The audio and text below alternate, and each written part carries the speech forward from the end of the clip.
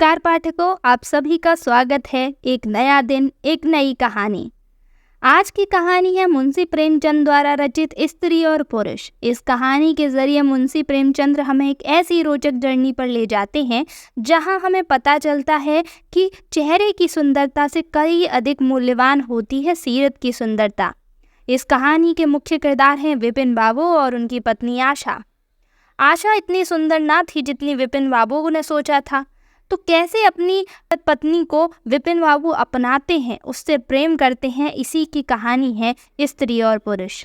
तो अपने ईयरफोन्स लगाइए और अपनी आंखें बंद करके इस कहानी का आनंद लीजिए। विपिन बाबू के लिए स्त्री की सुंदरता ही संसार की सबसे प्रिय वस्तु थी। वह कवि थे और उनकी कविता के लिए स्त्रियों के रूप और यौवन की प्रशंसा ही सबसे चिंताकार्षक विषय था। उनकी दृष्टि में स्त्री जगत में व्याप्त कोमलता, माधुर्य और अलंकारों की सजीव प्रतिमा थी। जबान पर स्त्री का नाम आते ही उनकी आंखें जगमगा उठती थी, कान खड़े हो जाते थे, मानो किसी रसिक के गाने की आवाज़ सुन ली गई हो।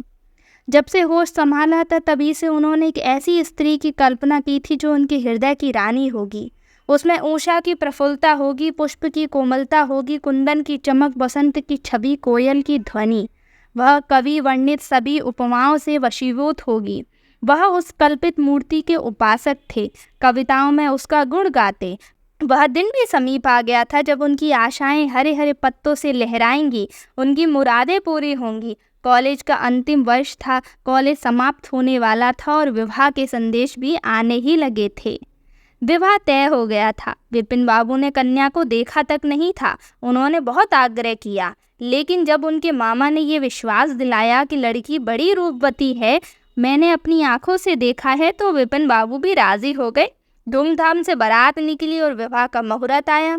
वधू आभूषणों से सजी हुई मंडप में आई और विपिन को उसके हाथ पांव नजर आए। कितनी सुंदर उंगलियां थी, मानो दीप शिखाएं हों। अंगों की शोभा कितनी मनोहारिणी थी, विपिन फूले ना समाये। दूसरे दिन वधू विदा हुई। वह उसके दर्शनों के लिए इतने अधीर हुए कि यूं ही रास्ते में कहारों ने पालकी रखकर मुंह हाथ धोना शुरू किया। आप चुपके से वधू के पास पहुंचे। वह घूंघट उठाए पालकी से सिर निकालकर बाहर झांक रही थी। विपिन की निगाहें उस पर पड़ी। ये वह परम सुंदरी रमणीय ना थी जिसकी उन्होंने कल्पना की थी, जिसकी वह वर्षों से कल्पना कर रहे थे। ये एक चौड़े मुंह, चपटी नाक और फूले हुए गालों वाली कुरूपा स्त्री थी। रंग गोरा था पर उसमें लाली के बदले सफेदी थी। और फिर रंग कैसा ही सुंदर हो, रूप की कमी नहीं पूरी कर सकता। विपिन का सारा उत्साह ठंडा पड़ गया। हाँ, इसे मेरे ही गले पड़ना था। क्या इसके लिए समस्त संसार में कोई और नहीं मिला था? उन्हें अपने मामू पर बड़ा क्रोध आया। उसने तारीफों के कैसे पुल बांधे थे। अगर इस वक्त वह मिल जाता तो विपिन उनकी ऐसी खबर लेते कि वह जिंदगी भर याद रखते। जब कहारों ने फिर पालकियां उठाई तो विपिन मन में सोचने लगा, इस स्त्री के साथ कैसे मैं रहूंगा, कैसे इसके साथ सारा जीवन कटेगा। इसकी ओर तो ताकते हुए भी घृणा होती है। ऐसी कुरूपा स्त्री भी संसार में होती है, इसका मुझे ज्ञात न था। हे भगवान, क्या मुंह ईश्वर ने बनाया है और क्या आंखें हैं। मैं और सारे यज्ञों की ओर से आंखें बंद कर लेता हूँ, फिर भी ये चौड़ा सा मुंह। भगवान, क्या तुम्हें मुझी पर ये वज्रपात करना था? विपिन को अपना जीवन नर्क सा जान पड़ता था। वह अपने मामू से लड़ा, ससुर को लंबा खर्रा लिखकर फटकारा, माँ बाप से हुज्जत की और जब इससे भी शांति नहीं मिली तो सोचा कहीं भाग जाऊं। आशा पर तो उसको दया आती ही थी। वह अपने को समझाता था कि इसमें इस विचारी का क्या दोष है। इसने मुझसे ज़बरदस्ती तो विवाह नहीं किया, लेकिन ये दया और ये विचार उस घृणा को ना जीत सकते थे जो आशा को देखते ही उसके रोम रोम में आ जाती थी। आशा अपने अच्छे से अच्छे कपड़े पहनती, तरह तरह से बाल संवारती, घंटों आईने के सामने खड़ी होकर अपना श्रृंगार करती, लेकिन विपिन को ये सब बेकार मालूम होता था। वह दिल से चाहती थी कि उसे प्रसन्न करे, उसकी सेवा करे, और उसकी सेवा करने का कोई अवसर छोड़ती भी नहीं थी। लेकिन विपिन तो उससे भागे भागे फिरता था। अगर कभी भेंट हो जाती तो कुछ ऐसी चली कटी बातें सुनाता कि आशा रोती रह जाती। सबसे बुरी बात तो ये थी कि अब विपिन का चरित्र भ्रष्ट होने लगा था। वह ये भूल जाने की चेष्टा करने लगा था कि उसका विवाह हो चुका है। कई कई दिनों तक आशा को उसके दर्शन भी ना होते थे। वह उससे कह कह की आवाज़ें बाहर से आती थी तो झरोखे से झांक कर देखती कि वह दोस्तों के गले में हाथ डाले फिर रहा है और वह तड़प कर रह जाती। एक दिन खाना खाते समय उसने विपिन से कहा, आजकल आपके दर्शन ही नहीं होते, मेरे कारण घर छोड़ दीजिएगा क्या? विपिन ने उसकी ओर से मुंह फेर कर कहा, घर पर ही तो रहता हूँ, आजकल ज़रा नौकरी की तलाश में थोड़ा दौड़ धूप करनी पड़ रही है। मैं कहती हूँ कि आप ना मेरी सूरत बदलवा दीजिए, मैंने सुना है आजकल सूरत बदलने वाले डॉक्टर पैदा हुए हैं। विपिन, क्यों मेरे जले पर नमक छिड़कती हो? तुम्हें यहाँ किसने बुलाया था? आशा, आखिर इस मर्ज की दवा कौन करेगा? विपिन, इस मर्ज की दवा कोई नहीं कर सकता, जो काम ईश्वर नहीं कर पाया आदमी क्या करेंगे? आशा निराश होकर, ये तो तुम ही सोचो कि ईश्वर की भूल के लिए तुम मुझे दंड क्यों दे रहे हो? संसार में कौन सा ऐसा आदमी है जिसे अच्छी सूरत बुरी लगती हो? क्या तुमने किसी मर्द को केवल रूपहीन होने के कारण कुंवारा रहते हुए देखा है? रूपहीन लड़कियां भी माँ बाप के घर नहीं बैठी रहती, किसी न किसी तरह उनका भी निर्वाह हो ही जाता है। उनका पति उन पर प्राण देता है, लेकिन दूध की मक्खी की तरह नहीं समझता। विपिन झुलझुला कर उठा, क्यों मेरी नाक में दम कर रखा है? मैं तुमसे बहस तो नहीं कर रहा हूँ, दिल पर जब्र नहीं किया जा सकता, न दलीलों से उस पर कोई असर पड़ता है। मैं तुम्हें कुछ कहता तो नहीं हूँ, फिर तुम क्यों मुझसे हुज्जत करती हो? आशा ये झिड़की सुनकर वहाँ से चली गई। उसे मालूम हो गया कि विपिन ने उसकी ओर से सदा के लिए अपना दिल मोड़ लिया है। विपिन तो रोज सैर सपाटे करते करते कभी कभी रात को भी गायब रह जाता।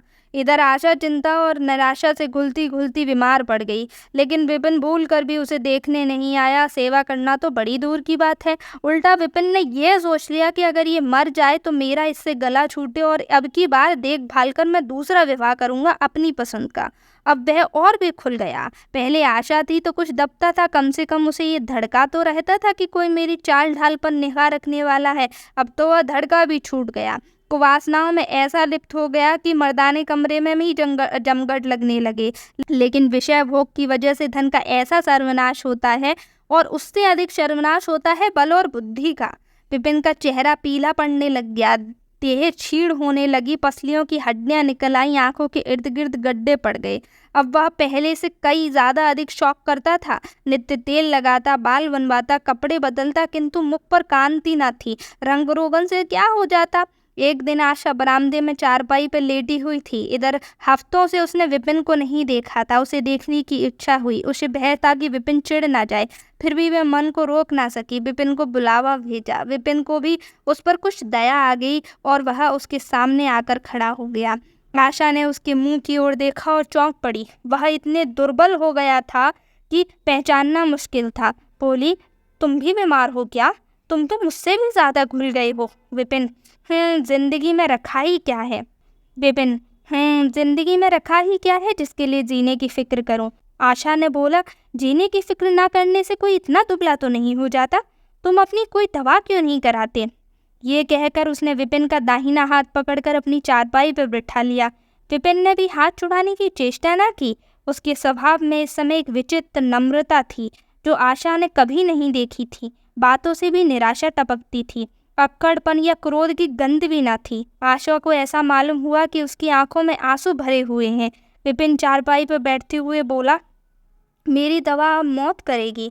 मैं तुम्हें जलाने के लिए नहीं कहता। ईश्वर जानता है मैं तुम्हें चोट नहीं पहुंचाना चाहता। मैं अब ज़्यादा दिनों तक नहीं जीऊँगा। मुझे किसी भयंकर रोग के लक्षण दिखाई दे रहे हैं। डॉक्टर ने भी यही कहा है। मुझे इसका खेद है कि मेरे हाथों तुम्हें कष्ट पहुंचा। क्षमा करना। कभी कभी बैठे बैठे मेरा दिल डूब जाता है, मूर्छा सी आ जाती है। ये कहते कहते एकाएक वह कांप उठा। सारी देह में सनसनी सी दौड़ गई। मूर्छित होकर चारपाई पर गिर पड़ा और हाथ पैर पटकने लगा। मुंह से फिचकुरे निकलने लगे। सारी देह पसीने से तर हो गई। आशा का सारा रोग हवा हो गया। वह महीनों से बिस्तर न छोड़ सकी थी, पर इस समय उसके स्थिर अंगों में विचित्र स्फूर्ति दौड़ गई। उसने तेजी से उठकर विपिन को अच्छी तरह लेटा दिया और उसके मुख पर पानी के छींटे देने लगी। मेहरी भी दौड़ कर आई और पंखा झलने लगी, पर फिर भी विपिन ने आंखें न खोली। संध्या होते होते उसका सारा मुंह टेढ़ा हो गया और बायां अंग शून्य पड़ गया। हिलना तो दूर रहा, मुंह से बात करना भी मुश्किल हो गया। ये मूर्छा न थी, ये फालिस थी। फालिस के भयंकर रोग में रोगी की सेवा करना आसान काम नहीं है। उस पर आशा महीनों से बीमार थी, लेकिन अपने रोग को भूलकर वह विपिन की चिंता में लगी हुई थी। 15 दिनों तक विपिन की हालत बड़ी नाजुक थी। आशा दिन के दिन रात के रात उसके पास बैठी रहती, उसके लिए पथ्य बनाना, उसे गोद में संभाल कर दवा पिलाना, उसके लिए ज़रा ज़रा से इशारों को समझना उसी धैर्यशाली स्त्री का काम था और किसी के बस की बात नहीं थी। अपना सिर दर्द से फटा करता था, ज्वर से देह तपा करता था, पर तब भी वह उसकी परवाह करना नहीं छोड़ती थी। 15 दिनों बाद विपिन की हालत कुछ संभली। उसका दाहिना पैर तो लुंज पड़ गया था, पर तोतली भाषा में कुछ बोलने लगा था। सबसे बुरी बात तो ये थी कि उसका सुंदर मुख अब बिगड़ चुका था। वह इतना टेढ़ा हो गया था जैसे कोई रबर के खिलौने को खींचकर बड़ा कर देता है। बैटरी की मदद से ज़रा देर के लिए बैठे और खड़े हुआ जाता था, लेकिन चलने फिरने की ताकत नहीं थी। एक दिन लेटे लेटे उसे ख्याल आया, आईना उठाकर अपना मुंह देखने लगा। ऐसा कुरूप आदमी उसने कभी जीवन में नहीं देखा था। आहिस्ता से बोला, आशा, ईश्वर ने मुझे गुरूर की सज़ा दी है। वास्तव में मुझे ये उसी बुराई का बदला मिला है जो मैंने तुम्हारे साथ की। अब तुम अगर मेरा मुंह देखकर घृणा से मुंह भी फेर लो तो मुझे ये दुर्व्यवहार का बदला नहीं लगेगा। आशा ने बड़ी कोमलता से अपने पति की ओर देखकर कहा कि मैं तो आपको अब भी उसी निगाह से देखती हूँ जैसे पहले देखती थी। विपिन, वाह, बंदर का समूह हो गया है। तुम कहती हो कि कोई अंतर ही नहीं है। मैं तो अब कभी बाहर नहीं निकलूंगा। ईश्वर ने मुझे सचमुच दंड दिया है। बहुत यत्न किए गए पर विपिन का मुंह सीधा ना हुआ। मुख्य का बायां भाग इतना टेढ़ा हो गया कि चेहरा देखकर डर मालूम होता था। हाँ, पैरों में इतनी शक्ति आ गई थी कि वह चलने फिरने लगा। आशा ने पति की बीमारी में देवी की मनौती रखी थी। आज उसी की पूजा का उत्सव था। मोहल्ले की स्त्रियां बनवाप श्रृंगार किए जमा थीं। गाना बजाना हो रहा था। एक सहेली ने पूछा, क्यों आशा, अब तो तुम्हें उनका मुख जरा भी अच्छा नहीं लगता होगा। आशा ने गंभीर होकर कहा, मुझे तो पहले से भी कई ज़्यादा अच्छा लगता है। चलो बातें बनाती हूँ। नहीं बहन, सच कहती हूँ, रूप के बदले मुझे तो उनकी आत्मा मिल गई है जो रूप से कई ज़्यादा बढ़कर है। विपिन कमरे में बैठे हुए कई मित्रों का जमाम लगा हुआ था। ताश हो कमरे में एक खिड़की थी जो आंगन की ओर खुलती थी। एक मित्र ने वो खिड़की खोल दी जहाँ से स्त्रियां दिख रही थीं और मित्रों ने विपिन से कहा, आज तो तुम्हारे घर परियों का जमघट लगा हुआ है। विपिन, बंद कर दो ये खिड़की। अजी ज़रा देखो तो कैसी कैसी सूरतें हैं। तुम्हें इन सब में से कौन सी सबसे अच्छी मालूम होती है। विपिन ने उड़ती हुई नज़रों से देखकर कहा, मुझे तो वही सबसे अच्छी मालूम होती है जो थाल में फूल रख रही है। वाह रे आपकी निगाहें, क्या सूरत के साथ तुम्हारी निगाह भी बिगड़ गई है। मुझे तो वह सबसे बदसूरत मालूम होती है, इसलिए कि तुम उसकी सूरत देख रहे हो, मैं उसकी आत्मा देखता हूँ। अच्छा, तो यही है मिसेस विपिन। जी हाँ, ये वही देवी है।